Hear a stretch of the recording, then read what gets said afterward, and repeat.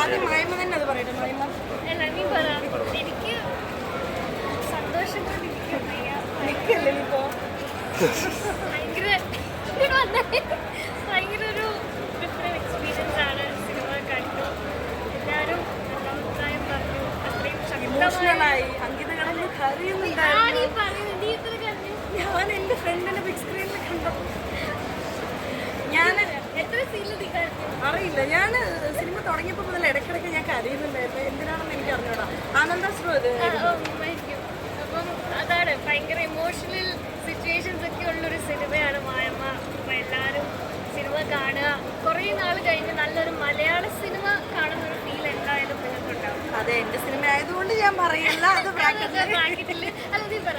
ആ ഒരു ഇപ്പോഴത്തെ ന്യൂസിൽ അതെ, നമ്മൾ ഇപ്പോൾ കാണുന്ന ജോണറൊന്നും അല്ല. ലൈക്ക് പഴയ കാലത്ത് ഒരു പക്ഷേ ഇങ്ങനെയൊക്കെ സംഭവിച്ചിട്ടുണ്ടാവാം. അതിനാസ്പദമാക്കിയിട്ട് എടുത്തൊരു മൂവിയാണ് മായമ്മ. കുറച്ചുകൂടെ നാച്ചുറലായിട്ട്, അതായത് വലിയ സ്റ്റണ്ടോ ആക്ഷനോ റൊമാൻസോ അങ്ങനത്തെ സംഭവമൊന്നുമല്ല. കുറച്ചുകൂടെ ഡെയിലി ലൈഫ് പോലത്തെ ഒരു നാച്ചുറൽ സാധനമാണ് ചെയ്തിട്ടുള്ളത്. പിന്നെ എൻ്റെ ഫ്രണ്ട് എന്ന നിലയ്ക്ക് ഞാൻ സത്യം പറഞ്ഞാൽ പൊക്കി പറയുന്നതല്ല, ഉള്ള ഫാക്ട് എനിക്ക് ഫീൽ ചെയ്ത കാര്യമാണ്. അവൾക്ക് കൊടുത്ത ആ ക്യാരക്ടർ അടിപൊളിയായി ചെയ്തിട്ടുണ്ട്. നല്ല സ്ക്രീൻ പ്രസൻസ് ആണ്. താങ്ക് യു നിതിൻ്റെ പറഞ്ഞാൽ ഇപ്പോഴും പറയട്ടെ. അപ്പോൾ ഉറപ്പായിട്ട് നിങ്ങൾ മായമ്മ കാണുക.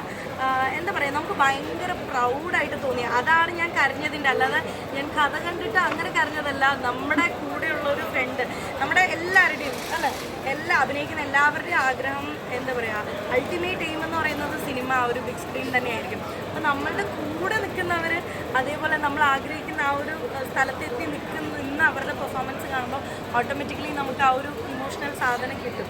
അതുതന്നെയാണ് വന്നിട്ടുള്ളത്. എനിക്ക് ആ സിനിമ തുടങ്ങിയപ്പോൾ മുതൽ അവൾ കരയുമ്പോൾ എനിക്ക് കരച്ചിൽ വരുന്നു, അവൾ നാണമാകുമ്പോൾ എനിക്ക് ചിരി വരുന്നു, അയ്യോ നാണിക്കുന്നു. എനിക്ക് അങ്ങനത്തെ ഒരു ഇമോഷനാണ്. എല്ലാവരും കാണാം, ഇഷ്ടാവും. അവൾ ഗംഭീരമായിട്ട് ചെയ്തിട്ടുണ്ട്.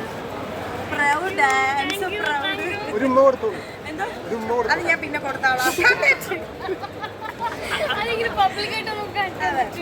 അല്ല, അവൾ അടിപൊളിയായി ചെയ്തിട്ടുണ്ട്.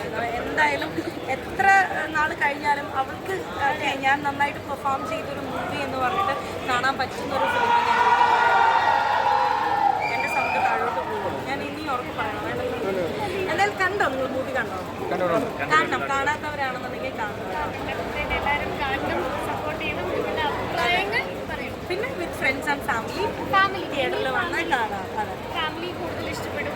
പണ്ട് കാലത്തൊരു സംഭവമായത് കാരണം കുറച്ചുകൂടെ പ്രായമുള്ളവർക്കൊക്കെ ഇഷ്ടപ്പെടുന്ന ഇപ്പം ഇറങ്ങുന്ന സിനിമകൾ പഴയ ആൾക്കാർക്ക് അല്ലെങ്കിൽ കുറച്ച് പ്രായമായിട്ടുള്ള ആൾക്കാർക്ക് അത്രയും ഡൈജസ്റ്റ് ആവണമെന്നില്ല. പക്ഷേ ഈ മൂവി എന്തായാലും ഇഷ്ടമാവും.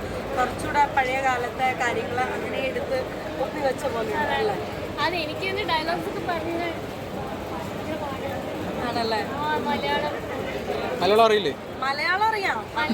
ഇത്ര നേരം പിന്നെ ആ കുട്ടി ഉറുദുവിലാണോ ചേട്ടാ സംസാരിച്ചത്? മലയാളം അറിയാം, പക്ഷെ പുള്ളുവത്തി ആയിട്ടല്ലേ ചെയ്തിട്ടുണ്ട്. ഈ പഴയകാല മലയാളം നമ്മുടെ സംവിധായകനുണ്ട് ഒരു ക്രെഡിറ്റ്.